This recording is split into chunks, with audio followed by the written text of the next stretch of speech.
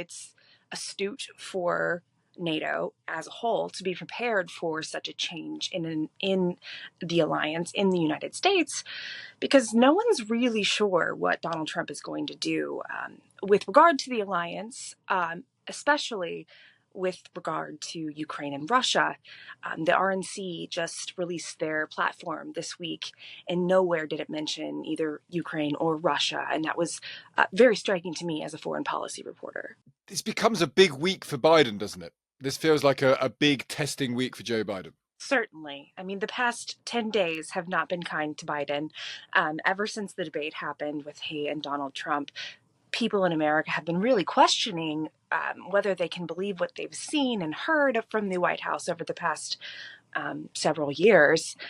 After seeing that performance, he's going to have to make a really stunning performance on the national and international stage this week with Nato. And has he started? I mean, he's given a speech. I mean, the problem for Biden is every speech is scrutinized, not simply for policy, but for the manner of delivery.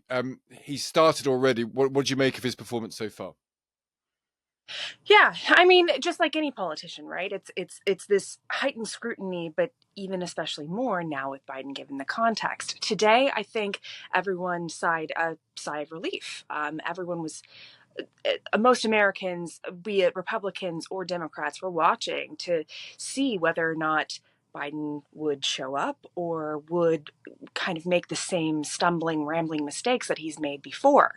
I think overall, there wasn't much. I mean, I think the Republican National Committee found some minor thing about how he couldn't take his eyes off the teleprompter to end up making fun of. Now, granted, whether that's minor or not, I guess I shouldn't editorialize. But the matter is that if that was the littlest thing that he could mess up, I mean, it would have gone a lot farther had he gotten a name wrong or had one of his other many blusters that he's kind of, he's been doing lately and for much of his career.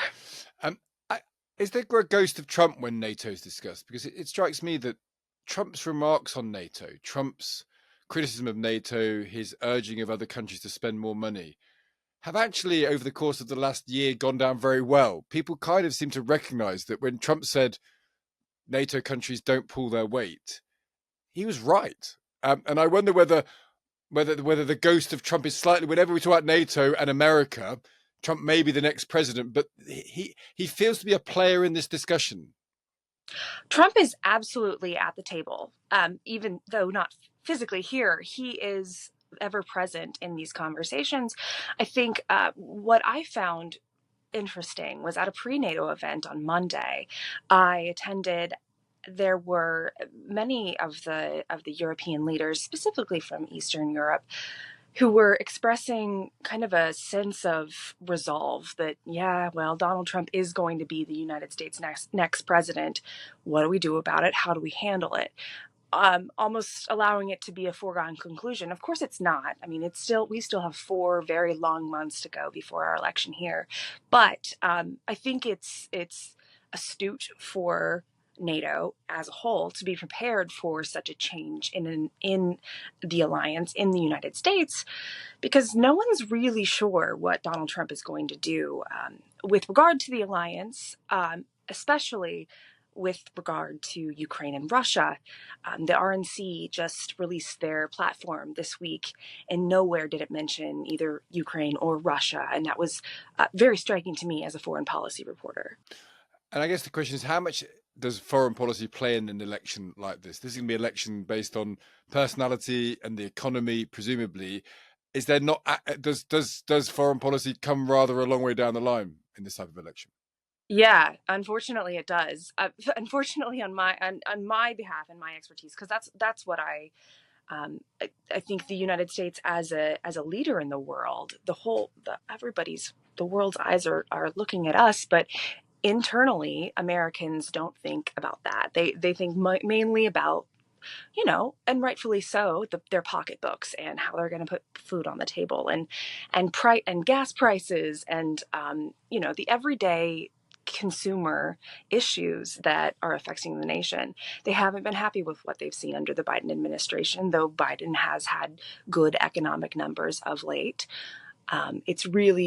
It's a matter of, does he have the confidence and the competence to lead the nation for another 4 years?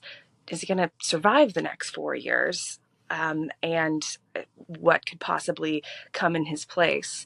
It's really, rather than it being against Joe Biden and Donald Trump, it's really a matter of Donald Trump versus everybody else.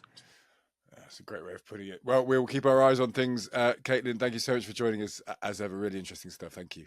Well, let's ask the Times World editor, Catherine Philp, what she makes of the past and, more importantly, the future of NATO. She writes about it all for the Times, of course. Good morning to you, Catherine. Good morning, Sig. Interesting there, he went through the sort of historical successes of NATO, which include the Cold War.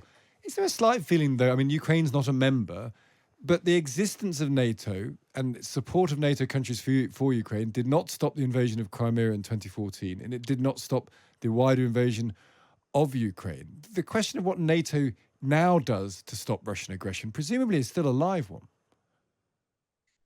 Absolutely. And of course, President Zelensky from Ukraine has come to this summit to urge the NATO alliance to lay down a timetable for when Ukraine can join, in the hopes of safeguarding his country against any further Russian advance. Now, obviously, that's extremely problematic. One thing that NATO would find it rather difficult to do is to admit a country that's in a current live state of war.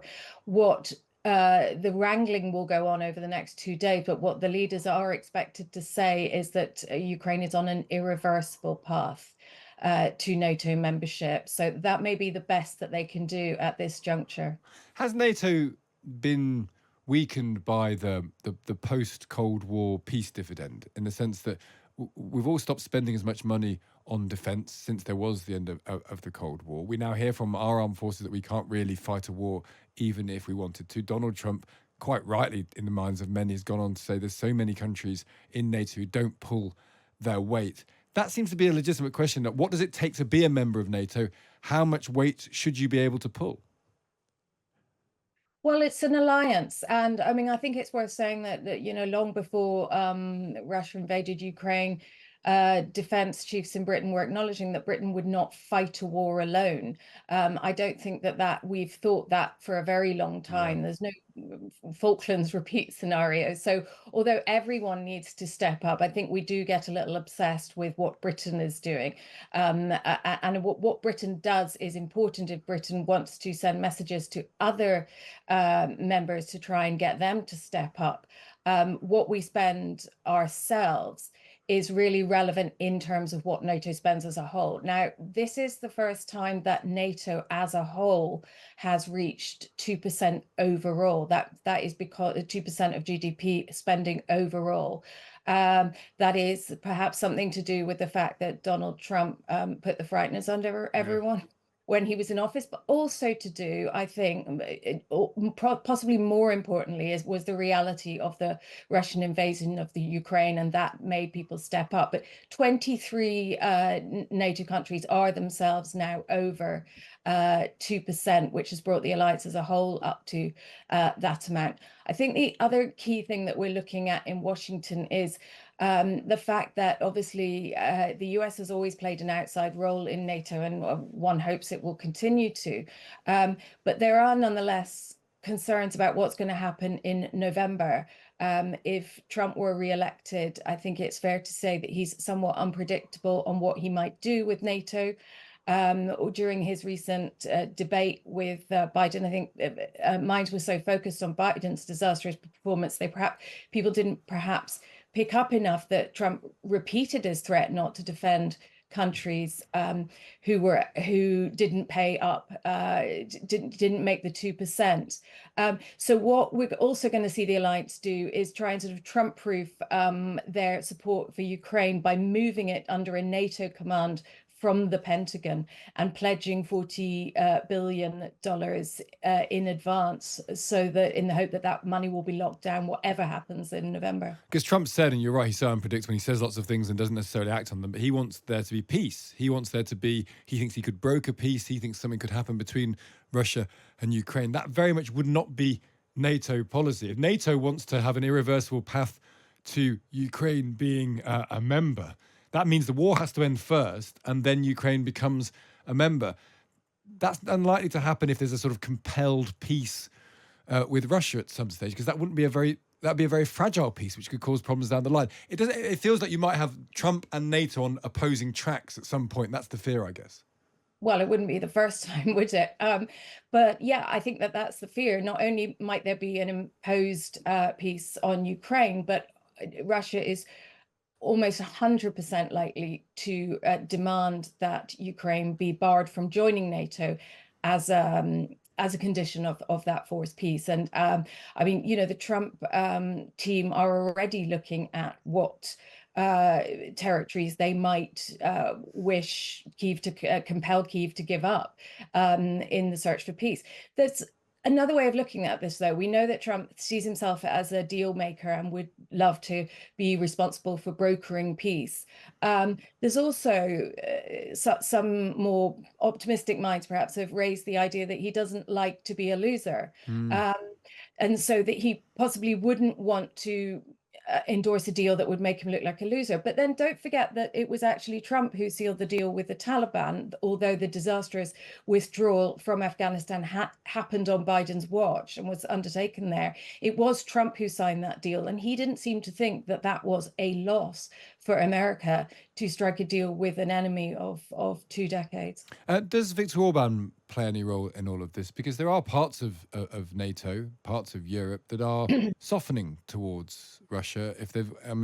Orban has always been close to Russia. He's getting closer and closer to Russia and China. It's not an entirely uniform alliance, is it? There's Turkey as well in this. You know, the difference between, say, Turkey and Sweden with their views of the world is presumably quite stark. Well, indeed. I mean, Sweden's the most recent member of NATO, so it's an enthusiastic one. Yes, Viktor Orban is playing the role of the awkward squad at this summit. He's just been to Moscow and Beijing, and he's coming to Washington to tell them that Putin is very open to a deal. Now, look, we've heard this before from, you know, different members, even of NATO. Perhaps just as disturbingly, Turkey, a NATO member, is interested in joining a Chinese-led defense pact, the Shanghai Cooperation.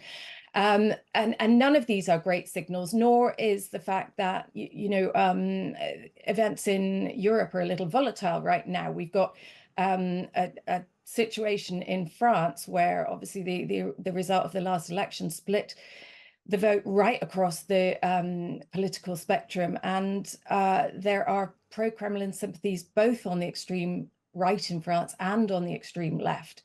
So that's an unresolved situation, even though that obviously neither of those sides will be representing France at NATO.